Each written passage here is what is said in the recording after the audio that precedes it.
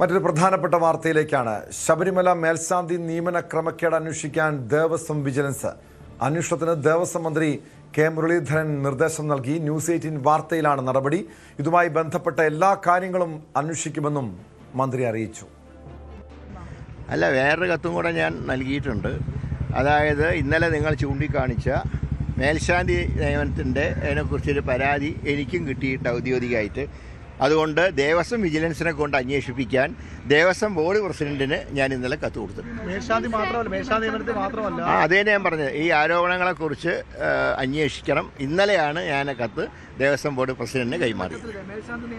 വിവരങ്ങളുമായി വി അരുൺ ചേരുന്നുണ്ട് തിരുവനന്തപുരത്ത് നിന്ന്. അരുൺ, ന്യൂസ് 18 കഴിഞ്ഞ ദിവസം പുറത്തുവിട്ട വാർത്ത, ശബരിമല മേൽശാന്തി നിയമനം അത് പൂർണ്ണമായും മാനദണ്ഡങ്ങൾ ലംഘിച്ചാണ്. അവിടെ ആ നിയമനവുമായി ബന്ധപ്പെട്ട് ചില വ്യാജരേഖ ചമക്കലടക്കം ഉണ്ടായിട്ടുണ്ട് എന്ന വ്യക്തമായ തെളിവുകൾ സഹിതം നമ്മൾ വാർത്ത പുറത്തുവിട്ടിരുന്നു. ഈ വിഷയത്തിലാണ് ദേവസ്വം മന്ത്രിയുടെ ഇടപെടൽ ഉണ്ടായിരിക്കുന്നത്. ദേവസ്വം വിജിലൻസ് ആണ് അന്വേഷിക്കുക. ഇത് ആർക്കായിരിക്കും അന്വേഷണ ചുമതല എന്നത് സംബന്ധിച്ചുള്ള എന്തെങ്കിലും വിവരങ്ങളുണ്ടോ? ഇതിൻ്റെ ഒരു നടപടികൾ എങ്ങനെയായിരിക്കും? വളരെ ഗൗരവത്തോടു കൂടിയാണ് സർക്കാർ ഈ വിഷയത്തെ കാണുന്നത്. ഈ വാർത്ത ന്യൂസ് 18 പുറത്തുവിട്ട വിട്ടതിന് തൊട്ടു പിന്നാലെ Devaswom board president K Jayakumar ഇക്കാര്യത്തിൽ പ്രതികരണം നടത്തിയിരുന്നു. ഇത് വളരെ ഗൗരവമുള്ള വിഷയമാണ്. ഇപ്പോൾ ഇതിൽ അന്വേഷണം നടത്തുക മാത്രമല്ല, ഭാവിയിൽ ഇത്തരം സംഭവങ്ങൾ ആവർത്തിക്കാതിരിക്കാനുള്ള മുൻകരുതലുകൾ കൂടി ദേവസ്വം ബോർഡ് സ്വീകരിക്കുമെന്ന് പറഞ്ഞിരുന്നു. അതിനുശേഷം ഇന്നലെയാണ് ദേവസ്വം മന്ത്രി കെ മുരളീധരൻ സംബന്ധിച്ച പരാതി ലഭിച്ചത്. അതിന്റെ അടിസ്ഥാനത്തിലാണ് അദ്ദേഹം അപ്പോൾ തന്നെ ദേവസ്വം ബോർഡ് പ്രസിഡന്റിനോട് ദേവസ്വം വിജിലൻസിനെ കൊണ്ട് അന്വേഷിപ്പിക്കണമെന്ന നിർദ്ദേശം നൽകിയത്. ദേവസ്വം വിജിലൻസ് അന്വേഷിക്കും. വിജിലൻസ് എസ്.പിയുടെ നേതൃത്വത്തിലാകും അന്വേഷണം നടക്കുക. അവിടെ ഒരു ചോദ്യമുള്ളത്, സ്വാഭാവികമായും ഈ മേൽശാന്തി നിയമനത്തിനടക്കം വിജിലൻസിന്റെ ക്ലിയറൻസ് വേണം. ഹൈക്കോടതി നിരീക്ഷകന്റെയും അതുപോലെ തന്നെ ഹൈക്കോടതിയിലും ഒക്കെ അനുമതിയോടു കൂടിയാണ് ഇതൊക്കെ നടക്കുന്നത്, സ്വാഭാവികമായ നിയമനം നടക്കുന്നത്. അപ്പോൾ അങ്ങനെ നേരത്തെ പരിശോധിച്ച് അനുമതി നൽകിയ ദേവസ്വം വിജിലൻസ് അന്വേഷിച്ചാൽ ഇതിൽ എന്തെങ്കിലും പാകപ്പിഴയുണ്ടാകുമെന്ന ചോദ്യമുണ്ട്. പക്ഷേ പ്രാഥമികമായി സർക്കാരിന് മുന്നിലുള്ള വഴി എന്ന നിലയ്ക്കാണ് ഇത്തരമൊരു അന്വേഷണത്തിലേക്ക് കടക്കുന്നത്. ദേവസ്വം വിജിലൻസിന് റിപ്പോർട്ട് ലഭിച്ച ശേഷം തുടർ നടപടി എന്നുള്ളതാണ് ദേവസ്വം മന്ത്രി വ്യക്തമാക്കുന്നത്. ഇതുമായി ബന്ധപ്പെട്ട് ന്യൂസ് 18 പുറത്തുവിട്ട മുഴുവൻ വാർത്തകളും അതുമായി ബന്ധപ്പെട്ട വെളിപ്പെടുത്തലുകളിലൊക്കെ അന്വേഷണം ഉണ്ടാകും. ആ റിപ്പോർട്ട് എത്രയും വേഗം ലഭ്യമാകാനാകും സർക്കാർ ശ്രമിക്കുക. അതിനുശേഷം തുടർ അന്വേഷണത്തിലേക്ക് അടക്കം. ഒരുപക്ഷെ അത് ദേവസ്വം വിജിലൻസ് കൊണ്ട് മാത്രം അന്വേഷണം തീരുന്ന വിഷയമാകില്ല. സ്വാഭാവികമായും ഈ സർട്ടിഫിക്കറ്റ് അല്ലെങ്കിൽ ഈ തെളിവ് വ്യാജമായി ഉണ്ടാക്കിയതടക്കമുള്ള കാര്യങ്ങളിൽ അന്വേഷണം ഉണ്ടാകണം. തീർച്ചയായിട്ടും ഇത് ലക്ഷക്കണക്കിന് ഭക്തരെത്തുന്ന ശബരിമലയിൽ വിശ്വാസത്തെ കൂടി ബാധിക്കുന്ന കാര്യമാണ്. അവിടെ ഒരു തട്ടിപ്പ് നടന്നിരിക്കുന്നു. അതുകൊണ്ട് തന്നെ അതിന്റെ എല്ലാ വശങ്ങളിലേക്കും അന്വേഷണം പോകുമെന്ന് ഉറപ്പാണ്. ഇപ്പോൾ പുറത്തു വന്നിരിക്കുന്നത് നിലവിലെ മേൽശാന്തിയുടെ മാത്രം കാര്യമാണ്. ഇതിനപ്പുറത്തേക്ക് ഇത് സ്ഥിരം ഇദ്ദേഹത്തിൽ ആരെങ്കിലും ഇതിനു മുമ്പ് ആരെങ്കിലും ഈ ശ്രമങ്ങൾ നടത്തിയിട്ടുണ്ടോ? ഈ പട്ടികയിൽ ഉൾപ്പെടാൻ പോലും, മേൽശാന്തി നറുക്കെടുപ്പിലുള്ള പട്ടികയിൽ ഉൾപ്പെടാൻ പോലും ലക്ഷങ്ങൾ കോഴ കൊടുക്കണമെന്ന ആരോപണം അത് പലപ്പോഴും നേരത്തെ ഉയർന്നു വന്നിട്ടുള്ളതാണ്. പക്ഷേ അതിന് തെളിവുകളൊന്നും ഇതുവരെ പുറത്തു വന്നിട്ടില്ല. അത്തരം കാര്യങ്ങളിൽ തെളിവ് എന്തെങ്കിലും ഉണ്ടോ എന്ന് സ്വാഭാവിക വിജിലൻസ് പരിശോധിക്കും. അതിനുശേഷമാകും റിപ്പോർട്ട് നൽകുക. അങ്ങനെയെങ്കിൽ മുൻകാലങ്ങളിലെ നടപടികളിൽ കൂടി ഒരുപക്ഷെ അന്വേഷണം ഉണ്ടായാൽ അതിശയിക്കാനില്ല. നമുക്കറിയാം, കഴിഞ്ഞ സർക്കാരിന്റെ കാലത്ത് ഏറ്റവും അധികം വിവാദമായത് ശബരിമല സ്വർണ്ണ കൊള്ളയാണ്. അന്ന് സർക്കാർ അല്ലെങ്കിൽ ഭരണ നേതൃത്വം നിയോഗിച്ച അവരുടെ നോമിനികളായ ആളുകൾ ദേവസ്വം ബോർഡ് പ്രസിഡന്റ് സ്ഥാനത്ത് ഉണ്ടായിരുന്നു. അതിനുശേഷം അവരുൾപ്പെടെയുള്ളവരാണ് അറസ്റ്റായത്. ഇപ്പോൾ ശബരിമലയിലെ മേൽശാന്തി കൂടി ആരോപണം നേരിൽ വരികയാണ്. സ്വാഭാവികമായും വിശ്വാസികൾക്ക്, ഭക്തർക്ക് വലിയ വിഷം ഉണ്ടാക്കുന്ന കാര്യമാണ്. അതേസമയം തന്നെ ശബരിമലയുമായി ചുറ്റിപ്പറ്റി നിൽക്കുന്ന ഇത്തരം തട്ടിപ്പുകൾക്ക് അവസാനം തീർച്ചയായും സൂചിപ്പിച്ചതുപോലെ ഭക്തരെ സംബന്ധിച്ചേറെ വേദനിപ്പിച്ചൊരു വാർത്തയായിരുന്നു ഇത്. കാരണം ശബരിമല സ്വർണ്ണക്കൊള്ളയേക്കാൾ വലിയ തട്ടിപ്പ് ഇവിടെ നടന്നു എന്ന കാര്യത്തിൽ യാതൊരു തർക്കവുമില്ല. കാരണം ഈ മേൽശാന്തിയെ ദൈവതുല്യനായി കാണുന്നവരാണ് സാധാരണ അയ്യപ്പ ഭക്തർ. അങ്ങനെയുള്ള ആളുകളെയാണ്, അത്രയും വലിയൊരു ശ്രേഷ്ഠമായ പദവിയിലിരിക്കുന്ന വ്യക്തിയാണ് ആ പദവിയിലെത്താൻ വേണ്ടി ഈ രീതിയിലൊരു തട്ടിപ്പ് നടത്തിയത്. ഇവിടെ ദേവസ്വം വിജിലൻസ് ഉൾപ്പെടെ, ദേവസ്വം വകുപ്പ് ഉൾപ്പെടെ ഇതിന് കൂട്ടുനിന്നു എന്ന കാര്യത്തിലും ഒരു സംശയവുമില്ല. നമുക്കറിയാം, ഇതിൽ പരിശോധന നടത്തിയ ഒരു അപേക്ഷകന്റെ ആ അപേക്ഷകൾ അത് കൃത്യമായും പരിശോധിക്കാനുള്ള ഉത്തരവാദിത്തം ദേവസ്വം വിജിലൻസിനാണ്. ദേവസ്വം വിജിലൻസ് ഓഫീസർ ഈശ്വരൻ നമ്പൂതിരി കൃത്യമായും പരിശോധിച്ച് അതിനുശേഷം ആ റിപ്പോർട്ടിൻ്റെ അടിസ്ഥാനത്തിലാണ് ഇദ്ദേഹത്തെ, അതായത് ഇ ഡി പ്രസാദിനെ മേൽശാന്തിയായി നിയമിച്ചത്. അങ്ങനെ ദേവസ്വം വിജിലൻസ് തന്നെ പ്രതിക്കൂട്ടിലായ ഒരു കേസ് കൂടിയാണിത്. ദേവസ്വം വിജിലൻസിൻ്റെ ഭാഗത്ത് വീഴ്ച ഉണ്ടായൊരു കേസ് കൂടിയാണ്.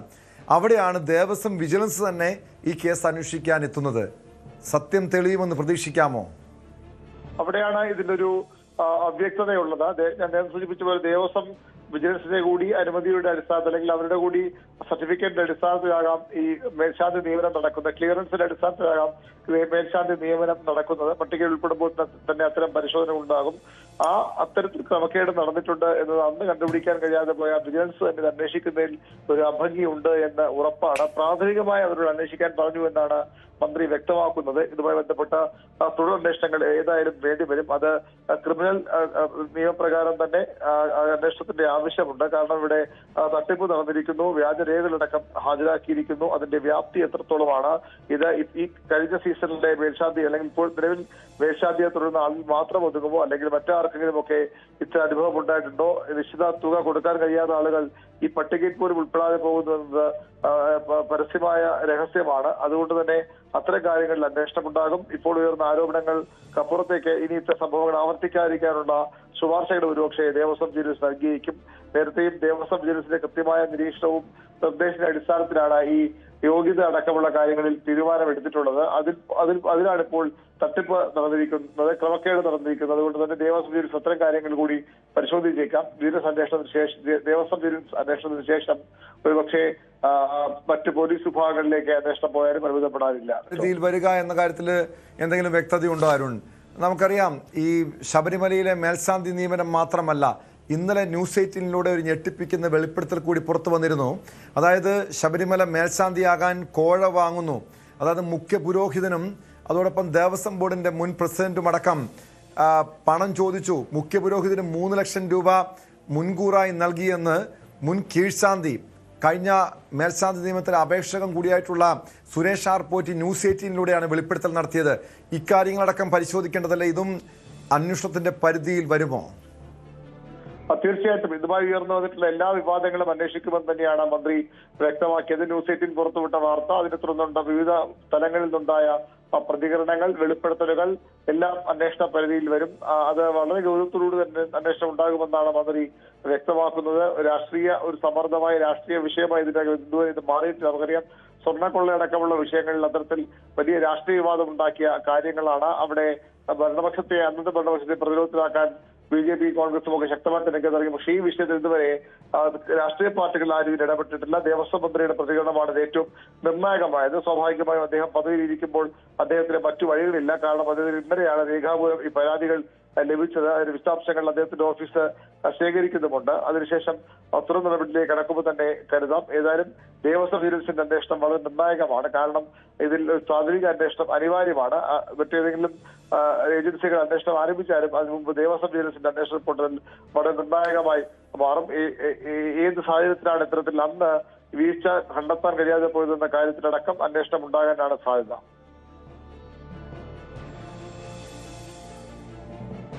വ്യക്തമാണ്. VV അരുണാണ് വിവരങ്ങൾ നൽകിയത്. എന്തായാലും ഏറെ ഞെട്ടിപ്പിക്കുന്ന, ശബരിമലയിൽ അയ്യപ്പ ഭക്തരെ ഞെട്ടിപ്പിച്ചൊരു സംഭവമായിരുന്നു ഇത്. കാരണം മേൽശാന്തി നിയമനത്തിൽ ക്രമക്കേട് നടന്നു, ഈ മാനദണ്ഡങ്ങൾ പാലിച്ചില്ല. ഒരുപക്ഷെ സാധാരണഗതിയിൽ ചിന്തിച്ചു കഴിഞ്ഞാൽ ഇതിൽ വിശ്വാസപരമായി മറ്റ് തെറ്റുകളില്ലല്ലോ. പൂജാകർമ്മങ്ങളെക്കുറിച്ച് പരിജ്ഞാനമുള്ള ഒരാൾക്ക് മേൽശാന്തി ആകാമല്ലോ എന്നൊരു ചോദ്യം സ്വാഭാവികമായൊരു സാധാരണക്കാരൻ്റെ മനസ്സിൽ തോന്നാം. പക്ഷേ ഇവിടെ ED പ്രസാദ് മേൽശാന്തി ആയത് ഈ 10 വർഷം, ശബരിമലയുടെ മേൽശാന്തി ആകണമെങ്കിൽ 10 വർഷം തുടർച്ചയായി 3 പൂജകളുള്ള ക്ഷേത്രത്തിൽ മേൽശാന്തിയായി സേവനം ചെയ്യണമെന്ന മാനദണ്ഡമുണ്ട്. ആ മാനദണ്ഡം പൂർണ്ണമായും ഇവിടെ കാറ്റിൽ പറത്തി. മാത്രമല്ല, ഈ ED പ്രസാദ് 1 വർഷം പോലും ഈ 3 പൂജകൾ ഒരു ക്ഷേത്രത്തിലും ഒരിക്കൽ പോലും സേവനം ചെയ്തിട്ടില്ല. അതോടൊപ്പം ചോറ്റാനിക്കര കീഴ്ക്കാവിൽ മേൽശാന്തിയായിരുന്ന ED പ്രസാദ് അത് മേൽക്കാവ് എന്ന് തിരുത്തി എഴുതി. അതിന് കൊച്ചിൻ ദേവസ്വം ബോർഡിലെ അസിസ്റ്റന്റ് കമ്മീഷണർ ഒരു മിനിയുടെ ശുപാർശ ഉണ്ടായി. അവർ ഈ പ്രവൃത്തി പരിചയ സർട്ടിഫിക്കറ്റ് നൽകി. ഇദ്ദേഹം കീഴ്ക്കാവിലല്ല മേൽക്കാവിൽ ജോലി ചെയ്തു, മേൽശാന്തിയായി സേവനം ചെയ്തു എന്നതടക്കമുള്ള രേഖകൾ, വ്യാജരേഖകൾ നൽകി എന്ന് തന്നെ തുറന്നു പറയേണ്ടി വരും.